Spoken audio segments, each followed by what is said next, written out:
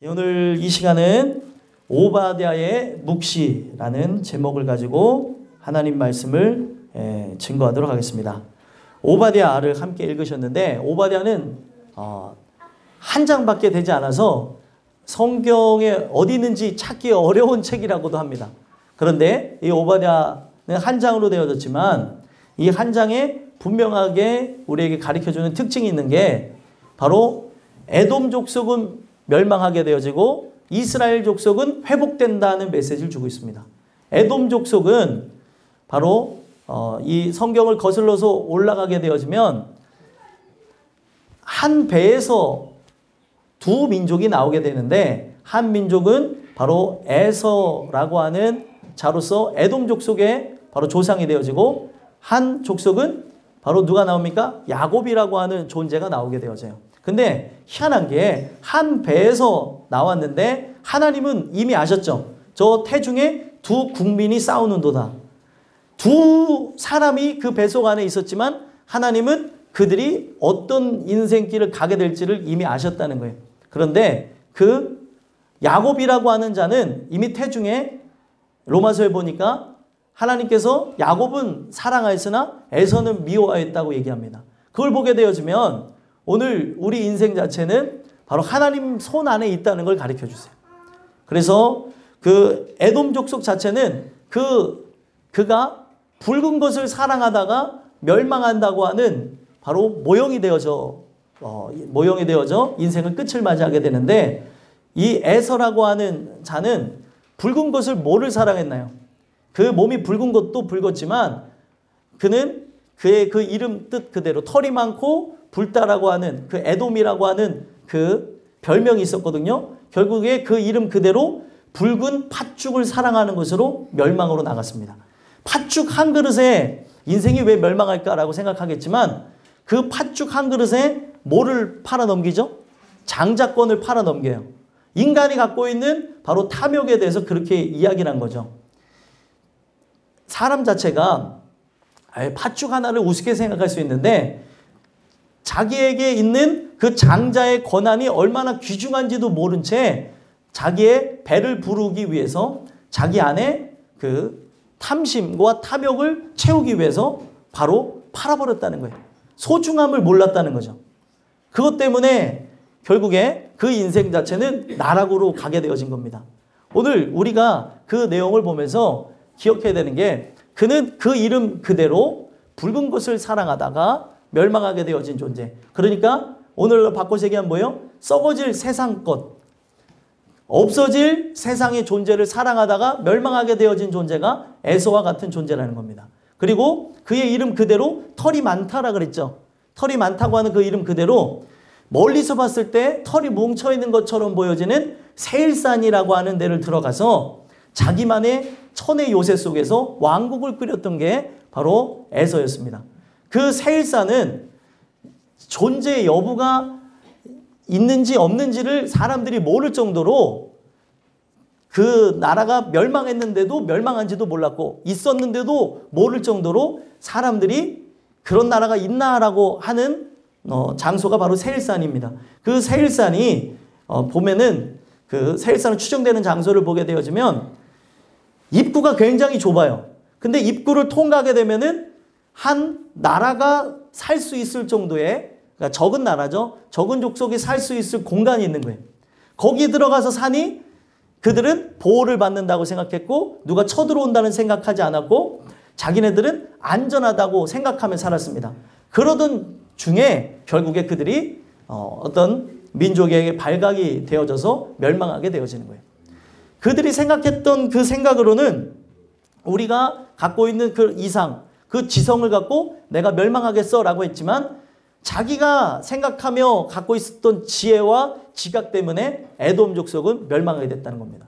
오늘 우리는 이 에돔 족속에 대한 이야기를 들으면서 생각해 봐야 되는 게, 나는 에돔 족속인지 아니면은 이스라엘 족속인지를 살펴봐야 된다는 거예요.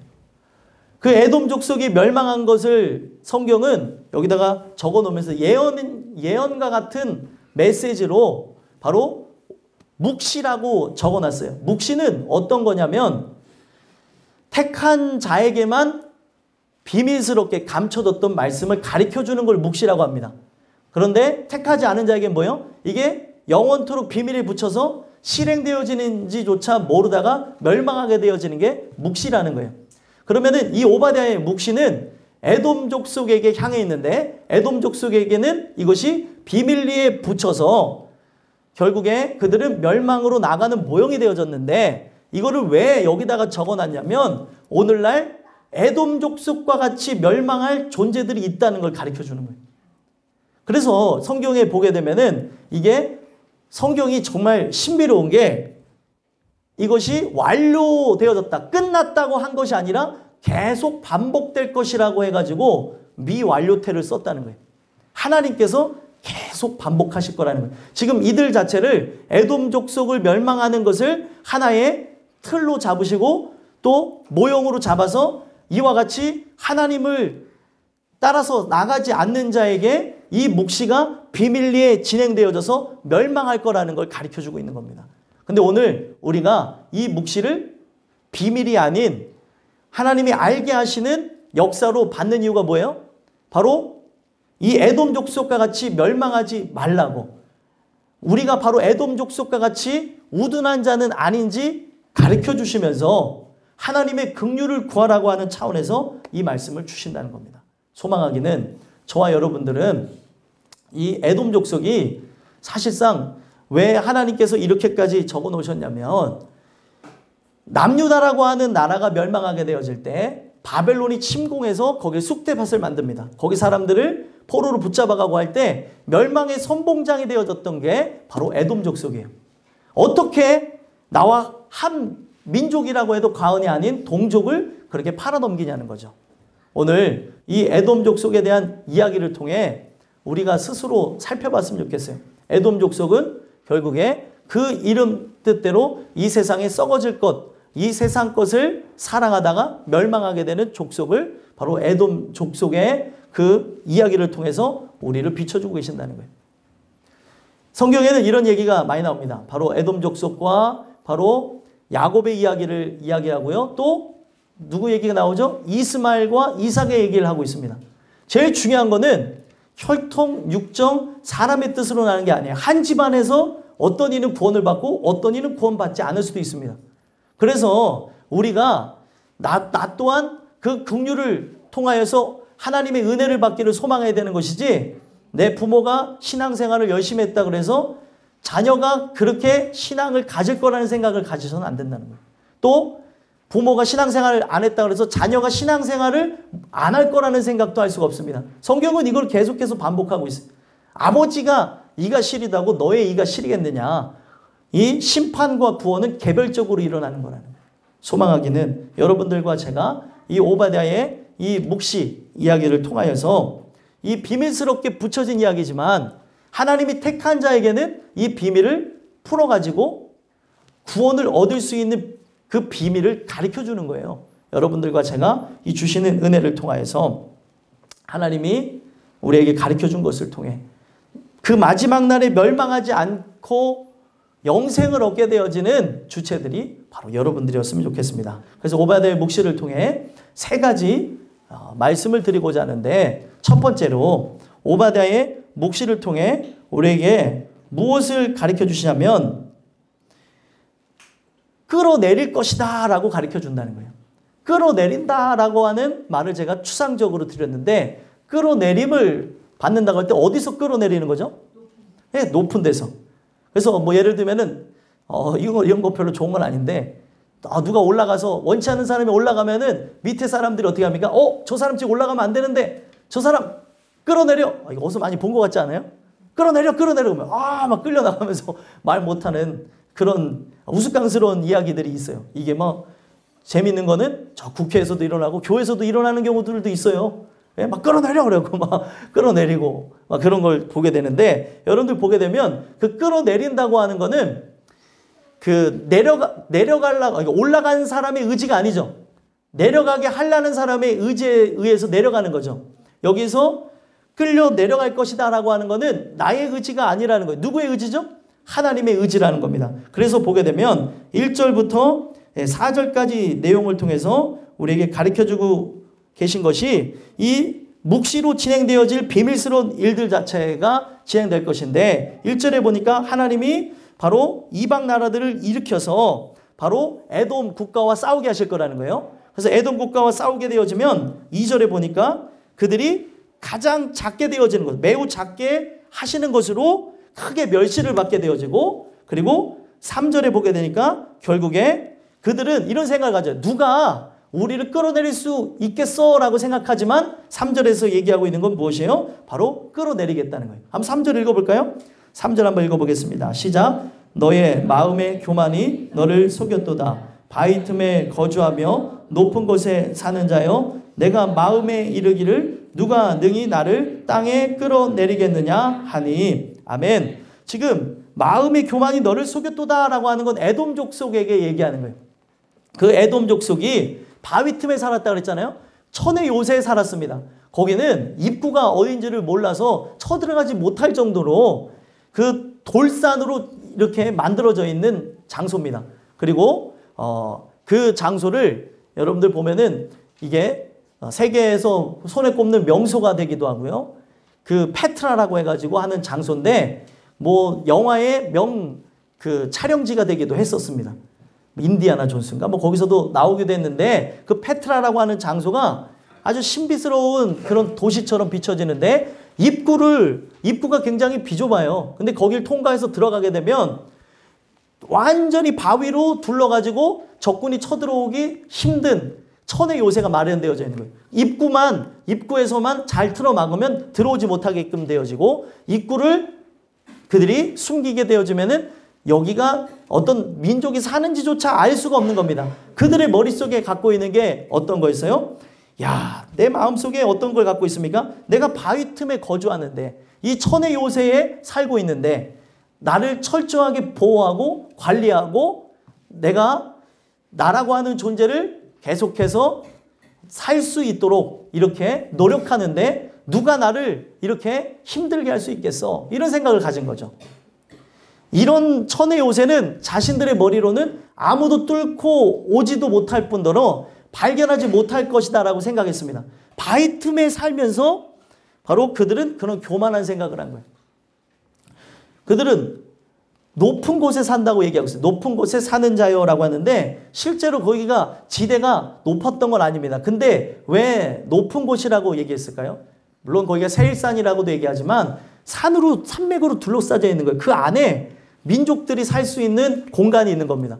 굉장히 많은 인구가 살 수 있는 거예요. 수만 명이 살 수 있는 그 도시가 그 눈으로 봤을 때 돌 산맥으로 이루어진 안에 살 수 있는 공간이 있는 거예요. 그들의 머릿속에서는 여기가 산으로만 비춰지지 여기는 어떤 누구도 침범해 올 수 없다라고 결론을 내리고 살아가는 거예요. 근데 그들 마음속에 누가 나를 땅에 끌어내리겠느냐라고 하면서 오만과 교만을 갖고 살았는데 제일 중요한 거는 하나님이 그들을 발견케 하시고 하나님이 그들을 끌어내리려고 하면 내가 아무리 인생을 살아가면서 힘과 능력 그리고 내가 가지고 있는 부분에서 나라고 하는 존재의 가치를 높인다 하더라도 저 높은 곳에서 땅으로 떨어지게 되어진다는 겁니다.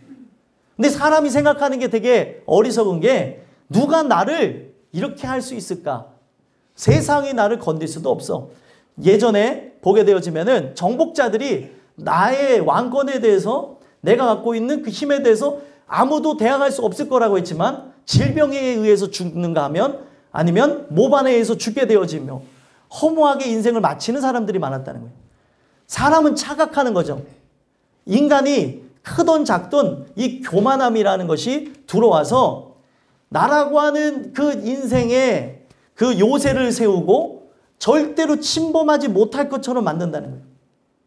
여러분들, 은혜가 무엇이냐면 마지막 날에 끌어내림을 당하지 않는 게 은혜입니다.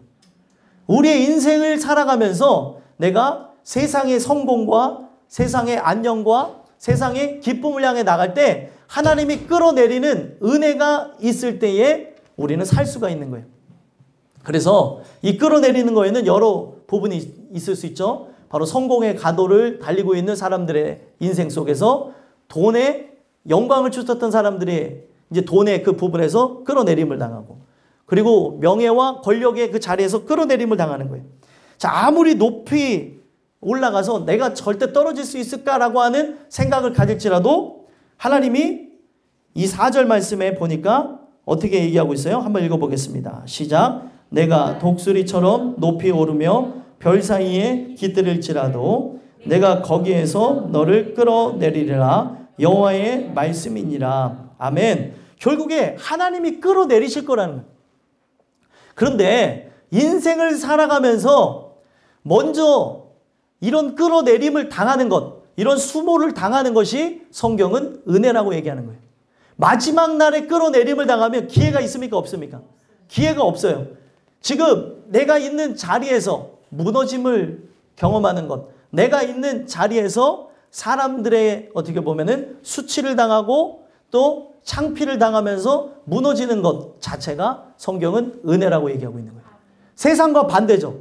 이게 어떻게 은혜라고 얘기할 수 있어? 사람은 이것에 대해서 불평, 불만할 수 있지만 교만이라고 하는 단어가 뭐냐면 결국에 하나님 앞에 대항하는 거예요. 나라고 하는 존재는 피조물인데 피조물이 어디 위치에 올라가 있어요? 창조주 위치에 올라가 있는 거예요. 자기 마음대로 인생을 살아가려고 하는 겁니다. 여러분들은 로봇이라는 얘기는 아니에요. 그러나 우리가 살아가는 목적이라는 게 있습니다. 이유라는 게 있어요.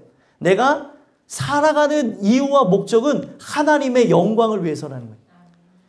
여러분들 이것이 어떤 이들에게는 굉장히 낭비적이고 굉장히 이거 말도 안 되는 소리다 라고 할 수 있겠지만 여러분들 어제 관심 있게 보신 분들도 있겠지만 베트남 축구가 스즈키컵을 우승을 했어요. 관심을 안 가셔도 되는데 참 희한한 게 그 스즈키컵을 우승하는 베트남 축구를 우리나라 사람들이 전 국민 중에 16.7%가 봤다는 거예요. 우리나라에서 뭐 야구를 한다 뭘 한다 해도 사람들이 안 보는데 아니 박항서라고 하는 그 권사님이 이끄는 그 대표팀에 대한 이야기, 우리나라 대표팀도 아니에요. 근데 베트남 대표팀의 이야기를 사람들이 관심 있게 봤다는 거예요.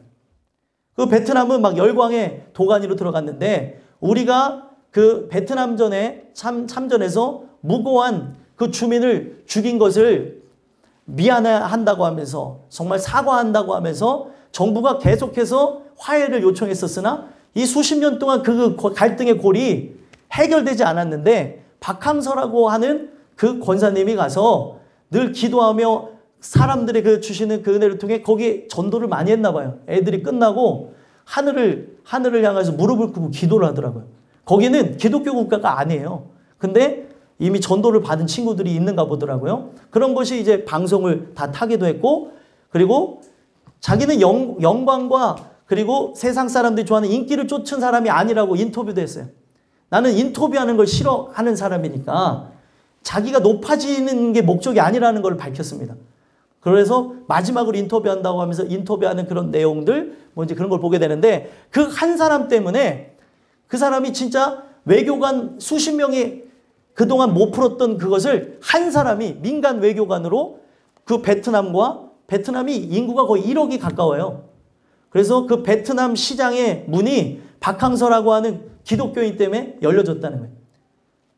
총리와 그리고 거기에 있는 그런 시민들이 물론 그들이 진짜 하나님을 만나는 것까지는 많은 것이 있지만 복음이 들어가는 데에서는 그들에게 어떤 우호적인 생각을 갖게 만들었다는 거예요. 이런 것 때문에 사람들이 고지론을 쫓기도 하죠. 우리가 높은 곳에 올라가서 사람들을 그렇게 변화시켜야 된다고 하지만 그 권사님 자체가 그런 높은 데 올라가서 그렇게 하려고 했던 게 아니라 이 우리나라에서 서름과 그런 미움을 받으면서 쫓겨나다시피 해 나가서 변방에 가서 거기서 무시받으면서 베트남 축구팀을 이끌었던 거예요. 아무도 매스컴도 관심도 없었는데 그렇게까지 우승하게 되어지면서 많은 사람들이 관심을 갖는 겁니다. 그러면서 이야기가 나와요. 어떤 이야기가 나오냐면 경기를 할 때 그 권사님이 그 아내 권사님이 계속 기도를 한다 그러더라고요. 하나님 도와달라고. 그리고 나오는 게 그 골을 넣을 때마다 위기 상황 때마다 기도하더라고요. 그 권사님이 나와서 계속 하나님 도와달라고. 자기가 이게 지도를 하는 중에도 기도하는 그런 장면들이 나오는데, 자, 그걸 보면서도 알 수 있는 게 뭐냐면, 그가 몇십 년 동안 풀라고 했으나 풀지 못했던 그것을 한순간에 풀어버렸다는 거예요. 어떤 좋은 생각을 갖게 만들고, 진짜 복음이 들어가기까지는 이제는 그게 좋은 생각을 갖는다고 해서 그들이 변화되는 건 아니잖아요. 근데 이런 것을 통해서 사람들의 인식이 바뀌어지는 것을 봤다는 겁니다. 제가 왜 이런 얘기를 말씀 중에 드리냐면, 오늘 우리 인생 자체가 하나님의 영광을 위해서 살아간다는 거예요. 먹든지 마시든지 무엇을 하든지 자기가 변방으로 가든 어디를 가든 하나님의 영광을 위해서 살아간다고 하면서 살아가는 것이 우리의 삶의 이유와 목적이라는 겁니다. 그래서 그것을 토대로 해가지고 길이 열려지게끔 하는 거죠. 복음이 들어갈 수 없었던 자리인데 이제는 이제 공안이나 이런 것들이 이제 거기에 이제 합법적으로는 복음을 증거할 수 없는 장소인데 복음의 문이 열릴 것 같아요. 그 권사님 때문에. 우리가 살아가는 이유가 있다는 것. 작은 가정에서든 직장에서든 사회에서든 우리가 꼭 어떤 큰 일을 위해서만이 아니라 작은 것 하나라도 사명을 감당하기 위해서 존재한다는 거죠. 주께서 가라시면 가고 멈춰서라고 하면 멈춰서는 건데, 오늘 우리 인생 자체가 내가 창조주가 돼서 내 마음대로 살아간다는 거예요. 하나님이 바라시는 뜻이 무엇일까? 내가 갖고 있는 그런 인생 중에 하나님이 원하는 게 무엇일까? 내 마음대로 내 주권을 갖고 나가려고 하다 보니 많은 사람들이 불행하게 나가는 걸 보게 되어집니다. 사람들이 제일 걱정이 무엇인가 하고 2018년에 조사를 해봤더니 걱정이 먹고 사는 문제, 직장의 문제가 가장 스트레스라고 그러더라고요. 애들이나 어른이나 다 먹고 사는 문제에 대해서 걱정하고 있습니다. 그런데 내가 직장에 들어갔을지라도 거기서도 만족을 못한대요. 왜냐하면 내가 원했던 것이 아니라는 거죠. 원했던 거, 바랬던 것이 아니고 내 적성하고 안 맞고 하는 걸 보게 되어지는 거예요. 오늘 우리 인생 속에 나라고 하는 존재를 향해서 살아간다 할지라도 사람은 만족감을 누릴 수 없다는 것을 가르쳐주고 있습니다. 우리가 작은 것을 하든 큰 것을 하든 중요한 것은 아니에요. 사명을 감당하며 목적이 바르게 설정이 되어지고 내 삶의 이유가 분명할 때 진짜 무의미하고 무가치하고 또 무시당하는 상황일지라도 그것에 의미가 있고 그것에 하나님이 기뻐하시는 길이 있다는 것을 알 수 있습니다. 소망하기는 저와 여러분이 오늘 이 주시는 이 말씀을 통해서 바로 창조주의 위치에서 바로 피조물 위치로 내려가는 끌어내림을 당하는 일들이 일어났으면 좋겠어요. 그래서 이거는 어떤 것입니까? 계속 우리 인생에 어떤 실패를 맛보고 고통을 맛보는 일들이겠죠. 이 길이 아니라는 것을 가르쳐 주시는 하나님의 터닝 포인트가 있어야 여러분들과 저는 변화가 일어난다는 거예요. 소망하기는 마지막 날에 이런 일들이 일어나지 않았으면 좋겠고요. 인생을 살아가며 지금 이 현재 시점에서 끌어내림을 당하는 그런 일들을 통해서 하나님을 보게 되는 은혜가 있게 되기를 간절히 소망합니다. 두 번째로는요, 오바댜의 묵시를 통해서 우리에게 무엇을 말씀해 주고 계시냐면 반드시 멸망한다는 것을 가르쳐 주세요. 그래서 보시면 5절에서부터 6절까지 내용을 보게 되어지면 함께 읽어볼까요? 읽어보겠습니다. 시작. 혹시 도둑이 내게 이르렀으며 강도가 밤중에 내게 이르렀을지라도 만족한 만큼 훔치면 그치지 아니하겠느냐? 혹시 포도를 따는 자가 내게 이르렀을지라도 그것을 얼마쯤 남기지 아니하겠느냐? 내가 어찌 그리 망하였는고? 에서가 어찌 그리 수탈되었으며 그 감춘 보물이 어찌 그리 빼앗겼는고? 아멘. 여러분들 여기서 보게 되니까 반드시 망한다는 걸 제가 얘기했는데 성경은 하나님 없이 성공한 그것이 망하는 것 자체가 복이라고 얘기하고 있습니다. 그래서 이게 좀 과하게 들려질 수 있겠지만 망하는 것이 복이에요. 여러분들 옛날에 땅을 살리 있었는데 못 산 분들 계시죠? 못 산 게 은혜입니다. 못 산 게 은혜고 또 그런 여러 부분에서 사업에 실패하고 고통을 당하고 괴로움을 당한 것 자체가 복이라고 얘기를 하고 있어요. 이해가 안 되죠. 인간의 머리로는. 이게 왜 복이야? 잘 먹고 잘 사는 게 중요한 게 아니야 라고 하겠지만 우리의 인생에 나의 결단과 의지가 꺾이면서 이게 아닌가라는 생각을 갖게 되어집니다. 망한다는 건 그런 거예요. 그래서 망한다는 건 많은 의미가 갖고 있겠지만 바로 육체적으로 건강이 쇠약해지는 것, 질병에 걸리는 것, 그리고 또 우리가 어떤 사업이 실패하게 되는 것, 그리고 인생을 살아가면서 나의 목표가 어그러지는 것, 이런 수많은 나의 계획이 틀어지는 망하는 사건을 통해서 성경은 완전한 멸망으로 나가는 일들이 없어야 된다는 걸 가르쳐주고 있다는 겁니다. 그래서 여러분들 제가 왜 이런 말씀을 드리냐면 빨리 망하면 망할수록 여러분들은 성공할 확률이 높습니다. 이게 무슨 얘기냐면 마지막 그날에 잘 먹고 잘 살다가 하나님의 심판이 임할 때에 망하게 되어지면 이거는 돌이킬 수 있는 기회가 없어요. 그런데 살아가면서 하나님께서 내가 걸어가는 길이 잘못되어졌다고 하는 사인을 우리의 삶의 재앙을 통하여서 망하는 일들을 통하여서 얻게 되어졌다면 이게 복이라는 거예요. 여러분들과 저는 이 내용을 보시면 5절에 보면은 적당히가 없습니다. 완전히 망한다는 걸 얘기하는 거예요. 도둑이 이르렀으며 강도가 밤중에 이르렀을지라도 만족할 만큼 훔치면 그치지 아니하겠느냐. 그쳐야 되는 게 정상인데 그치지 않고 다 긁어간다는 거예요. 그리고 포도를 따는 자가 이르렀으면 어느 정도 따고 남기지 않겠느냐. 다 따간다는 거예요. 이렇게 되어지는 이 망함을 통하여서 인생의 주제가 있으시구나. 인생의 주인이 존재하는구나라는 걸 가르쳐준다는 거예요.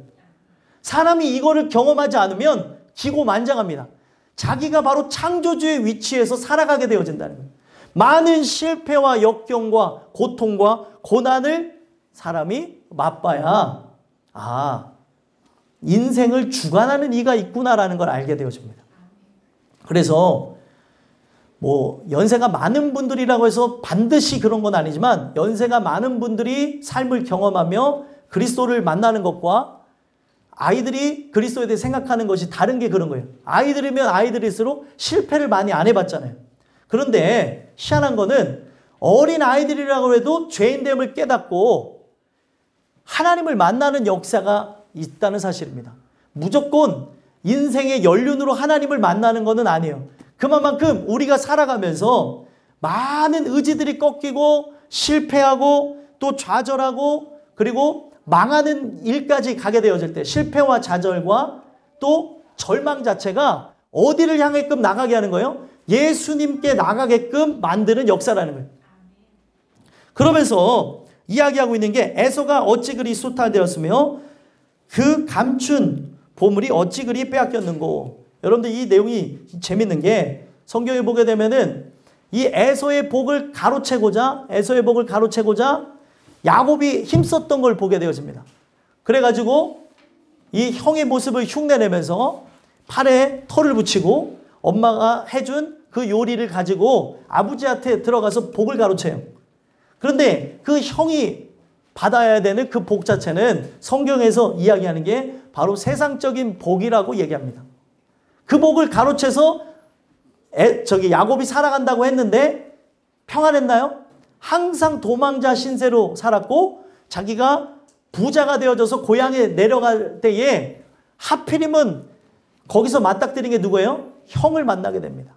에서를 만나는 거예요. 철천지 원수와 같은 그 형을 만나게 되는데 그 형은 자신의 복이 뺏겨서 불행하게 살았다고 생각하고 언제든지 그 복을 찾아오겠다고 하며 자기의 아들과 딸들 그리고 자기의 민족 자체를 군사민족으로 바꿔서 계속해서 훈련을 했어요. 만나기만 하면 부수겠다. 그러면서 수십 년의 세월이 지나가고 결국에 야곱을 만나게 되어지는 거예요. 야곱이 그때 깨닫습니다. 뭘 깨달아요? 이 세상의 복 자체는 아무 의미가 없구나. 이 세상의 복 자체는 결국에 나라고 하는 존재를 영원한 나라로 이끌어가는데 조금도 보탬이 되지 못한다는 걸 깨닫게 되어집니다.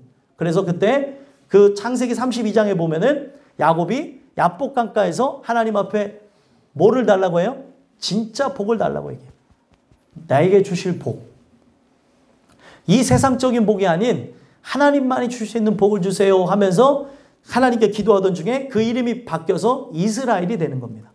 여러분들과 저는 영적인 이스라엘 민족으로서 여러분들과 저는 바로 야곱이 변하여서 이스라엘이 됐던 것처럼 여러분들과 저는 그 야곱이 구했던 하나님의 영적인 복을 받을 때 여러분들과 저는 바뀌게 되는 거예요. 아, 이 복 이게 아니구나. 내가 구해야 될 건 이것이 아니구나. 세상적인 성공이 아니구나. 세상적인 그런 사람들이 봤을 때 명예롭고 권세 있고 능력 있는 게 아니구나 라고 깨닫게 되어지는 게 은혜라는 겁니다. 그래서 결국에 창세기 33장에 보게 되어지면 이 야곱이 변하여서 이스라엘이 되어지는 역사, 이름이 바뀌어진 이후에 바로 이 이스라엘이 되어진 야곱이 그의 형을 만나면서 했던 게 무엇이에요? 그 형을 만나면서 얘기했던 게 바로 당신의 복을 가져가라고 얘기합니다. 원어로 보면 그게 나와 있어요. 내가 그동안 뺏었던 바로 형의 복을 내가 돌려주니 받아주세요 하면서 그 복을 돌려준다는 거예요. 자, 여러분들, 그래서 그 에서가 결국에 그 야곱이 그 전달하는 그 재물과 그 야곱이 그 전달하는 그 재물 속에 자기의 심정을 담은 그 복을 형한테 넘겨준다고 하면서 그들은 이제 결국에 자신의 길을 이제 걸어가게 되어집니다. 여기에 보게 되어지면 6절에 에서가 어찌 그리 수탈되었으며 그 감춘 보물이 어찌 그리 빼앗겼는고. 뭘 얘기하는 걸까요? 왜 제가 창세기 이야기를 갖고 왔겠습니까? 결국에 그것을 빼앗으려고 하면서 에서는 평생 살았지만 그가 취했던 세상적인 복은 바로 하나님의 심판의 날에 멸망과 함께 다 빼앗김을 얻게 되어지는 거예요. 이게 다 누구 거예요? 하나님 거예요. 하나님 것을 내 것이라고 생각하며 사는 거죠.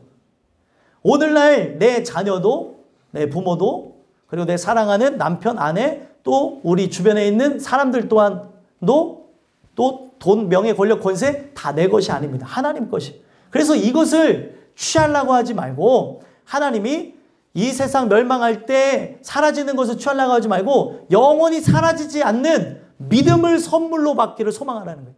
그 믿음을 다른 말로 복이라고도 합니다. 그 복을 다른 말로 예수라고도 하는 거예요. 그분을 우리가 받아야 영원한 천국에 들어가는 거예요. 근데 사람들은 다 쓸데없는 것을 위해서 나가는 거예요. 쓸데없는 것을 위해서. 하나님의 영광을 위해서 살아간다고 하다가 그 하나님만을 바라보며 나가며 그 먼저 그의 나라와 그의 의를 구하는 것으로 하나님이 이 모든 것을 더해주는 것이 있는 사람들도 있잖아요. 근데 사람들은 먼저 그의 나라와 그의 일을 구하기보다 뭐를 생각해요? 하나님께로부터 오는 콩고물, 이 모든 것을 더해주는 것을 계산적으로 생각하고 나간다는 거예요. 내가 이렇게 했으니 이렇게 해야 된다. 하나님은 우리에게 이 세상 복락을 주시지 않아도 되는 분이에요. 그렇죠? 그가 주권적으로 움직이시는 분이죠. 줬으면 좋겠죠? 아니에요? 이거 다들 안빈낙도에 사신 그 안빈낙도 나는 빈손으로 왔다 빈손으로 갑니다 하면서 그렇게 사시는 분들만 계시는지 모르겠는데 이왕이면 신앙생활하면서 편하게 살고 싶지 않으세요? 돈에 대해서 신경 쓰지 않고? 네, 다 그렇잖아요. 근데 사람들이 그런 마음을 가지면서 콩고물은 생각을 한다는 거예요. 어떤 누구든지 신앙이 깊든 안 깊든 콩고물을 생각하는데 우리가 바뀌어져야 되는 게 뭐예요? 그로부터 오는 것이 있던 없던 먼저 그의 나라와 의를 구해야 된다는 거예요. 이게 하나님이 바라시는 거예요. 하나님이 주권적으로 주실 수도 있고 안 주실 수 있는 분이에요. 그러면은 우리가 그런 이 세상에 썩어질 것에 목매고 그것에 혈안이 되어져서 나가는 게 아니라 하나님만이 주실 수 있는 복을 달라고 기도하셔야 된다는 거예요. 여러분들 그런 세상적인 복은 기륭화복 자체는 세상 신도 준다고 생각하니까 거기서 다 비나이다 빌고 있잖아요. 그리고 혹 얻었다 할지라도 혹 그것이 얻은 것처럼 보인다 할지라도 이게 의미가 없다는 걸 얘기하는 거예요. 예수라고 하는 복을 받지 않으면 다 쓸모가 없다는 걸 가르쳐주고 있습니다. 오늘 여러분들과 제가 이 세상의 것들이 다 빠져나가면서 내가 그 욕망과 함께 이 삶을 어떻게 해보겠다고 하면 성공 가도를 향해서 나가던 것이 다 빼앗기듯이 뭔가 뭐 도둑이 들어와서 다 쓸어가듯이 쓸어가는 이것 자체가 우리에게 일어나는 것으로 돌아보는 역사가 있었으면 좋겠습니다. 제 얘기를 오해하지 마세요. 다 재정적으로 망하라는 얘기가 아니라 우리가 이것을 토대로 해서 진짜 깨닫게 되어지는 것으로 완전한 멸망을 얻지 않는 게 복이라는 거예요. 성경은 회개하고 죽지 않는 것이 진짜 망하는 것이라고 얘기하고 있습니다. 인생이 죽음을 맞이하는 것, 그리고 인생에서 우리가 원했던 것이 망하는 것이 아니라 진짜 망하는 것은 회개하지 않고 부름을 받는 거라는 거예요. 오늘 여러분들과 제가 인생의 그런 의지와 내 생각이 바뀌어지는 시간이 왔으면 좋겠어요. 아, 이 모든 걸 주관하는 분이 있구나. 여기 안 계시지만 어떤 분이 그런 얘기를 하더라고요. 내가 이 길을 가려고 하면 어떤 강력한 존재가 나를 막고 있는 걸 느낀다는 거예요. 그래서 또 이 길을 가려고 하면 또 이것도 막고 있는 걸 보고 또 일로 가면 일로 가려고 그러고 내가 세상으로 가려고 하는데 무언가 강력한 힘이 나를 끄집어가는 걸 느낀다는 거예요. 여러분들, 오늘 여러분들과 저를 인도하시는 분은 하나님이십니다. 오늘 인생을 살아가면서 이 에서에게 이야기했던 이 멸망 자체는 심판의 날에 그 비밀스럽게 진행되어진 멸망이에요. 여러분들에게는 이것이 묵시가 아니죠. 하나님이 여러분들에게 가르쳐주는 비밀스러운 말씀이죠. 이거를 깨닫게 되어짐으로 여러분들 완전한 멸망을 당하지 않게 되는 복락의 주인공들이 바로 여러분들이었으면 좋겠습니다. 마지막 세 번째로는요. 이 오바댜의 묵시를 통하여서 무엇을 우리에게 가르쳐 주시냐면 바로 지혜 있는 자와 지각 있는 자를 멸하시겠다라는 걸 가르쳐 준다는 거예요. 왜 지혜 있는 자 그리고 지각이 있는 자를 멸하겠다고 얘기를 할까요? 자, 이 내용이 중요한 게 이게 내가 주인이 되어서 갖고 있는 지혜와 지각이기 때문에 문제가 되어지는 거예요. 그래서 결국에 내용을 보시면 7절, 8절 한번 읽어볼까요? 읽어보겠습니다. 시작. 너와 약조한 모든 자들이 다 너를 쫓아 변경에 이르게 하며 너와 화목하던 자들이 너를 속여 이기며 내 먹을 것을 먹는 자들이 내 아래에 함정을 파니 내 마음에 지각이 없음이로다. 여호와의 말씀이니라. 그날에 내가 에돔에서 지혜 있는 자를 멸하며 에서의 산에서 지각 있는 자를 멸하지 아니하겠느냐. 아멘. 자, 그들이 갖고 있는 지혜와 지각을 갖고 어떻게 했어요? 사람들을 사귀고 자기의 인생을 성공하기 위해서 약조하고 화목하고 또 먹을 것을 그들이 나눠주면서 했는데 결국에 뭐예요? 그들의 지혜와 지각은 하나도 도움이 된 것이 없이 그 인간의 힘으로 맺었던 인간관계나 또 그들의 삶 자체가 다 무엇이 되어졌다는 거예요? 함정이 되어졌다는 거예요. 함정. 내 아래에 함정을 파니 뭐가 없대요? 내 마음에 지각이 없음이로다. 여러분, 함정을 누가 파고 있는 것 같아요? 함정을 내가 파고 있어요. 돌아오셨어요, 우리 집사님. 돌아오셨어요. 네, 돌아오셔야죠. 야, 이 내용이 중요한 게 함정을 자기가 판다니까요. 보면은 이런 말을 할 때가 있어요. 그 말만 해. 그 말만 해. 그 말만 하면 내가 가만히 안 둬. 이거 뭐 하라는 거예요? 말라는 거예요? 사람이 하는 얘기 중에 되게 희한한 그런 행동들 한다는 거예요. 그 말만 하면은 내가 가만히 안 있을 거야. 뭐 그런 말이나 행동 속에서 결국에 움직이는. 여러분들은 안 그러시나 보네. 저는 그럴 때 꼭 그런 것 속에 하나님 나중에 깨달음 주세요. 꼭 바라는 것처럼 말한다는 거예요. 사람이. 나한테 공부하란 말 하지 마세요. 공부하라 그러면 저 공부 안 해요. 뭐 애들 같은 경우 그런 경우도 있죠. 난 내 하고 싶은 대로 하고 살겠다고 하면서. 아니, 제가 왜 이런 얘기를 드리냐면 사람은 항상 넘어질 자리를 보고 넘어진다니까요. 나라고 하는 존재를 보호하기 위해서 말과 행동 이 모든 것들을 다 만들어 놓는다는 거예요. 제가 늘 얘기하잖아요. 재밌게 얘기하는 부분이. 쓰러질 때도 그냥 안 쓰러진다니까요. 보면서 뒤로 쓰러진다니까요. 아니, 진짜로 쓰러지는 분들이 종종 존재하지만 웬만하면은 상대를 고치려고 하면서 그 고집을 꺾으려고 또 그 상황을 모면하려고 하면서 쓰러지는 분들을 보면 누울 자리를 보면서 쓰러진다는 거예요. 진짜 재밌는 거는. 하면서 예. 한 단편적인 예지만 오늘 인간이 갖고 있는 이런 모든 것들 자체가 함정을 파는 겁니다. 그래서 우리나라도 비슷한 말이 있죠. 자기 무덤을 누가 판대요? 네, 자기가 파고 자기가 들어간다는 거예요. 사람은 안 그럴 것 같은데 자기가 만들어 놓은 그런 지혜와 지각 자체가 그렇다는 겁니다. 하나님이 주시는 지혜가 오지 않으면 내가 갖고 있는 이 지혜 때문에, 내가 갖고 있는 그 얄팍한 경험 때문에, 지혜는 뭘로 얻는 거죠? 경험을 통해서 얻는 걸 지혜라고 합니다. 지식은 그냥 글로 배울 수 있는 것을 지식이라고 하죠. 지혜는 살아가면서 그 경험을 통해 얻는 걸 지혜라고 하는데, 그 얄팍한 경험을 갖고 전부인 것인 양 착각을 하며 살아가는 거예요. 이것 때문에 멸망으로 나가는 겁니다. 인간이 지혜로우면 얼마나 지혜롭겠습니까? 그렇죠? 인간이 갖고 있는 그런 것이 굉장히 큰 문제가 되어진다는 거예요. 사단은 어떤 일을 할 것 같습니까? 오늘날 지식인들, 석학들을 다, 그들의 생각 자체를 다 휙 하고 돌려버려요. 어떨 때는 하나님이 존재한다 그랬다가, 유명한 스티븐 호킹만 해도 하나님이 계시다고 얘기했다가 이제 죽기 전에 한 얘기가 뭐예요?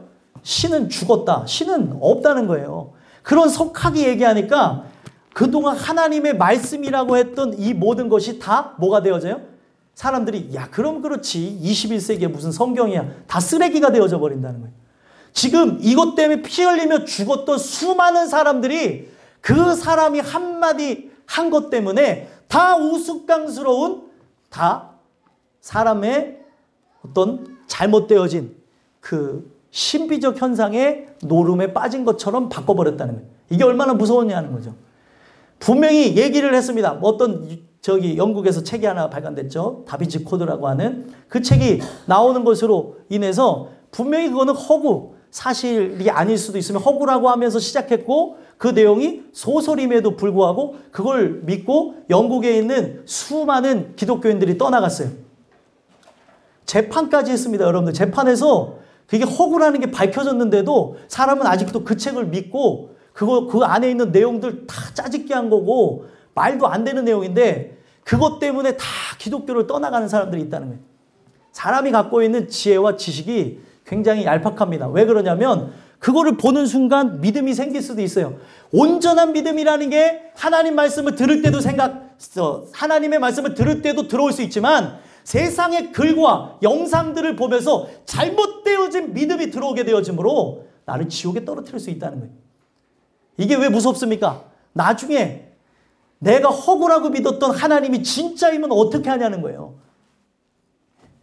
여러분들, 이 사람이 갖고 있는 게 그렇게 무섭다는 거예요. 그래서 여러분들, 이 지성들을 흔드는 일들, 지금까지 막 그들이 생각해서 인류의 큰 업적을 남겼다는 사람들을 보게 되어지면 하나님을 저주하고 죽은 사람들이 한두 명이 아니에요. 왜 그런 것 같습니까? 우연이 아니라는 거예요. 그들이 갖고 있는 그 지성과 그들이 갖고 있는 그 경험이 하나님을 반박하게 만들고 하나님 앞에 왜 그래야 되냐는 거예요.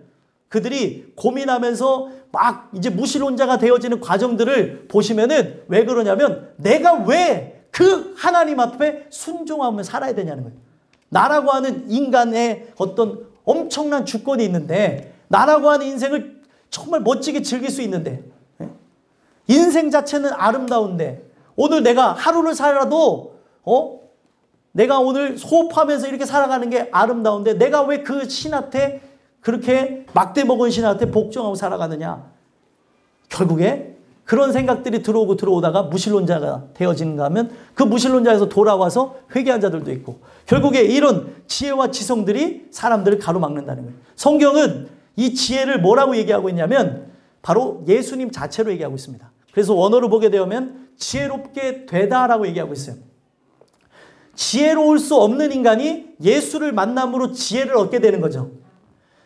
하늘의 것을 경험하게 되는 거예요. 인간은 땅을 발을 붙이며 땅의 것을 향해 살아갈 수밖에 없지만 저 하늘의 것을 바라볼 수 있게끔 모든 걸 경험하신 예수라고 하는 분이 주시는 참된 지혜가 안으로 들어오는 겁니다. 그거를 경험하게 되어지면 성경은 뭐라고 얘기하냐면 선악간의 분별함을 준대요. 뭐가 선인지 악인지를 분별하게 되어져요. 여러분들 인간의 인권을 얘기하다가 교권이 무너지고 가정이 무너졌어요. 학생 인권 조례를 하게 되어지면서 학교가 무너져 버린 거 아시죠? 애들의 체벌이 없어지게 되면서 선생님들이 얘기하면 콧방귀 끼고 막 그런 시대가 되어졌다는 거예요. 사람의 인권이 중요하긴 합니다. 제가 인권을 무시하는 게 아니에요. 그런데 거기에 바른 의식이 없게 되어지면 어떻게 되어져요? 예의라는 걸 상실하게 되어지고, 예전에는 어른들이 얘기하면 아이들이 듣는 시대가 있었어요. 이제는 듣는 게 없어져 버렸다니까요. 그래서 어제 그 베트남 축구를 보게 되면서 한 사람이 동방의 예의지국이라는 것, 동방 예의지국에서 왔다는 것을 몸소 가르쳐준다. 애들을 안아주고 기도해주고 항상 끝나고 안아주고 기도해주더라고요. 그것을 통해 그들이 깨닫게 되어지니까 변화가 일어나는 거예요. 근데 사람을 바른 인성을 가르치기 위해서 해야 되는데 지금 그 성경에 보게 되어지면 성경에 있는 그런 가르침을 다 무시하게 되는 거죠. 성경은 어떻게 하라고 얘기하고 있습니까? 잘못했으면 때려서 고치라고 얘기하고 있어요. 그 매를 많이 맞는 아이가 사랑을 받는다고까지 얘기하고 있습니다. 근데 지금은 불합리하게 되어지고 이게 학대가 되어지고 이상한 시대가 되어졌다는 거예요. 사랑에 의해서 그 가정에 충분히 일어날 수 있는, 부모가 사랑해서 가르치며 이거는 안 되는 것이니까 가르치기 위해 존재하는 것도 인권이라는 이름 아래 다 얼룩져서 다 변화가 되어졌다는 거예요. 이게 왜 무섭습니까? 동성애를 다 합법화하잖아요. 동성애를 주장하며 그 양성애를 이제 막 다 이제 받아들이고 어떤 더러운 그런 세상적인 그런 탐욕의 이야기들이 아무렇지도 않은 것처럼 이게 사람의 어떤 그런 그 기호에 의해서 움직이는 것처럼 바꿔버렸다는 거예요. 하나님 분명히 얘기합니다. 하나님이 만든 그 순리를 역으로 바꿀 수 없다고 못을 박았다는 거예요. 사람이 이걸 바꾸는 거죠. 사람이 갖고 있는 지혜가 그렇게 어리석다는 거예요. 그래서 예수라고 하는 분이 우리 안에 오셔서 주인이 되셔야 그 다음에 나타나는 게 뭐예요? 지각이라는 게 생기는 거예요. 지각이 갖고 있는 게 어떤 거냐면 원어 빈이라고 하는 단어에서 왔는데 그게 뭐냐면 어떤 사물을 보고 그리고 사람을 보고 어떤 상황에 놓였을 때 인식할 수 있게 되어지는 거예요. 이게 바로 선인지 악인지를 인식하게 되어진 겁니다.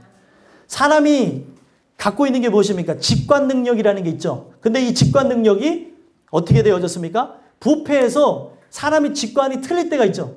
사람을 인상착의로 판단했을 때 인상이 험악한데 착한 사람도 있어요, 없어요? 있어요. 그러면 그 사람이 직관이 맞은 거예요, 틀린 거예요? 틀렸다니까요. 사람은 내가 갖고 있는 그 생각이 맞다고 생각하는데 이 직관이 완전하지 않다고 얘기합니다. 근데 이 직관 능력이 부패하기 이전에 아담이 가졌을 때는 엄청난 능력이었다는 거예요. 그리고 엄청난 지혜와 함께 했었는데 부패하게 되면서 이 뇌가 망가진 거죠. 최초에 뇌가 망가진 사람은 바로 아담이에요. 전두엽이 거기서부터 망가진 거예요. 그래서 자기가 갖고 있는 생각에 따라서 마음대로 하는 거예요. 감동도 없어지게 되고 하나님의 그 뜻을 거스르면서 가게 되는 자가 되어졌다는 거예요. 지혜가 오게 되어지면 어떻게 되어지냐면 인식하게 되어지는 겁니다. 이게 하나님이 원하시는 건지 아니면 하나님이 원하시는 것이 아닌지를 알게 되어진다는 거예요. 그래서 이 지각이라는 단어를 잠언에서 제일 많이 쓰는데 바로 뭐라고 합니까? 명철이라고 하는 거예요. 그래서 항상 같이 나오는 게 뭐예요? 지혜와 명철. 지혜와 명철. 계속 같이 나와요. 지혜가 먼저 뒷받침되어져야 명철이라는 게 나오게 되는 겁니다. 예수를 우리가 마음에 모시게 되어져야 그 예수를 통하여서 모든 사물과 그리고 세상과 사람을 온전히 볼 수 있게 되어지는 거예요. 시각이 삐뚤어진 사람과 대화를 나눠보신 적이 있는지 모르겠어요. 그 시각이 삐뚤어지게 되면 내가 이렇게 말한 의도도 이상하게 해석을 하게 버리는 거예요. 사랑해서 한 말도 곡해가 되어지는 겁니다.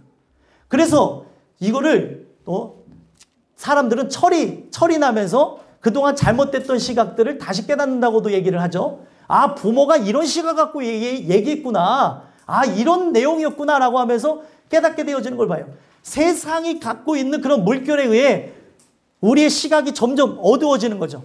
왜? 라고 하는 생각을 갖게 되면서 도대체 왜? 이걸 해야 돼? 저런 걸 해야 돼? 하면서 좋은 쪽으로 가면 좋겠지만 인간이 갖고 있는 지각 자체가, 이 명철 자체가, 인간이 갖고 있는 인식 자체가 은혜가 오지 않으면, 지혜를 받지 않으면 다 하나님을 거역하는 것으로 갈 수밖에 없다는 걸 가르쳐준다는 거예요. 오늘 이 주시는 말씀을 통하여서 결국에 지혜 있는 자와 그리고 지각 있는 자를 8절에 멸하겠다고 하는 이유가 뭐예요? 자기가 스스로 하나님의 주권에 의해서 나갔기 때문에 멸망하겠다는 겁니다. 진짜 지혜 있는 자가 아니고 진짜 지각 있는 자들이 아니라는 거예요. 자기가 갖고 있는 주권에 의해서 나갔기 때문에 멸망하겠다고 하는 것을 가르쳐주는 겁니다. 그래서 앞전에 제가 첫 번째, 두 번째 말씀을 드린 이유가 뭐예요? 끌어내림과 망하는 것을 통하여서 내 주권이 무너져야, 내가 죄인이라는 걸 깨닫게 되어져야 그때부터 지혜를 구하기 시작하는 거예요. 하나님의 뜻이 어디 있습니까? 라고 물어본다는 거예요. 이런 일이 없다면 인간이 승승장구만 하잖아요. 옆에 있는 사람을 돌아보지 못하고 오만과 그리고 독식과 독선에 빠지게 되어지는 게 사람이라는 거예요. 오늘 이 주시는 말씀을 통하여서 결국에 우리의 이 연약함, 이 부족함을 깨닫게 되어지는 은혜가 있었으면 좋겠습니다. 여러분들과 제가 갖고 있는 지혜와 지식은 정말 미약한 거예요. 이거를 십자가 앞에 내려놓고 내 세상적인 지식은 사도 바울도 그런 고백을 했어요. 사도 바울은 그때 당시에 그가 갖고 있는 지식 자체가 석학이라고 아주 유명한 아주 우리가 존경해야 될 석학이라고 하며 그 철학책에도 등록되어질 만큼 대단했던 사람이 바울이었어요. 근데 그가 은혜 받고 뭐라 그랬어요? 내가 이전에 그 알았던 모든 것들을 뭘로 여긴대요? 배설물로 여긴다는. 예수를 아는 것 외에 이 모든 이 세상적으로 살아가며 얻었던 지식들 자체가 바로 하나님을 거스릴 수 있다는 것을 단편적으로 보여준 겁니다. 오늘 이 내용을 통해서 여러분들과 제가 이 지혜자가 멸망하고 그리고 지각 있는 자를 멸망한다고 하는 이 내용을 통해서 나는 지혜가 없습니다. 나는 지각이 없습니다. 내가 하나님을 인식하며 하나님 은혜로 살 수 있게 해달라고 기도하며 나감으로 승리하는 여러분들과 제가 됐으면 좋겠습니다. 그래서 결국에 여러분들 이 심판이 진짜 마지막에 일어나게 되어지면 9절에 뭐라고 얘기해요? 드마나라고 하는 거는 에돔을 얘기하는 거예요. 내 용사들이 놀랄 것이요. 왜 놀랍니까? 그들의 나라가 멸망하지 않을 것 같은데 강력한 군대에서 멸망하게 되어진다는 거예요. 그리고 이로 말미암아 에서산에 있는 사람은 다 죽임을 당하여 멸절되리라. 실제로 이것이 진행되어져서 바로 에돔 국가는 다 멸절되어집니다. 한순간에 다 없어져요. 나바티안이라고 하는 그 종족이 다 사라지게 되는 걸 보게 되어지는데 오늘 이 내용을 통해서 오늘 우리 자신들을 돌아다보고 우리는 그런 멸절과 멸망으로 나가는 존재가 되지 않길 원합니다. 이 세상 살아가며 바로 하나님의 그 위치까지 올라간 나를 끌어내리시고 바로 하나님이 나를 때로는 잘못된 길이라고 하며 재앙을 일으키시는 그 망함을 통하여서 진정한 복되신 예수님을 받고 영원한 천국을 소망할 수 있게 해달라고 늘 기도하며 나가는 여러분들과 제가 되기를 간절히 소망합니다. 기도하겠습니다.